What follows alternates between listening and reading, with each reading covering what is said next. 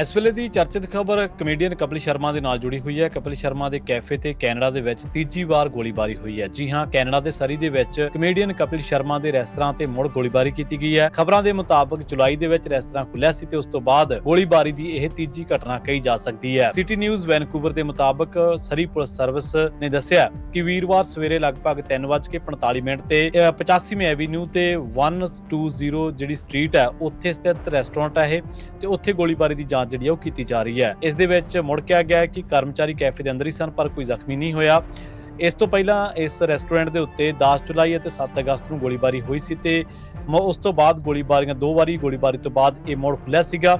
Restaurant ਤੇ 7 ਅਗਸਤ ਨੂੰ ਤੜਕੇ ਗੋਲੀਬਾਰੀ ਕੀਤੀ ਗਈ ਸੀ। ਇਹਦੇ ਵਿੱਚ ਵੀ ਕੋਈ ਜ਼ਖਮੀ ਨਹੀਂ ਸੀ ਹੋਇਆ। ਗੋਲੀਬਾਰੀ ਦੇ ਨਾਲ ਸਿਰਫ ਖਿੜਕੀਆਂ ਤੇ ਇਮਾਰਤ ਨੂੰ ਨੁਕਸਾਨ ਪਹੁੰਚਿਆ ਹੈ। ਇਹ ਰੈਸਟੋਰੈਂਟ 4 ਜੁਲਾਈ ਨੂੰ ਬ੍ਰਿਟਿਸ਼ ਕੋਲੰਬੀਆ ਦੇ ਸਰੀ ਦੇ ਵਿੱਚ ਖੁੱਲਿਆ ਸੀਗਾ। ਉਦਘਾਟਨ ਦੇ ਇੱਕ ਹਫ਼ਤੇ ਦੇ ਅੰਦਰ ਹੀ ਇਸ ਤੇ ਹਮਲਾ ਕੀਤਾ ਗਿਆ। ਪਹਿਲੀ ਵਾਰੀ 10 ਜੁਲਾਈ ਨੂੰ ਗੋਲੀਬਾਰੀ ਕੀਤੀ ਗਈ ਸੀ ਪਰ ਜਾਨੀ ਨੁਕਸਾਨ ਤੋਂ ਬਚਾ ਰਿਹਾ। ਬਹੁਤ ਸਾਰੇ ਲੋਕ ਇਸ ਨੂੰ ਜੋੜ ਰਹੇ ਨੇ।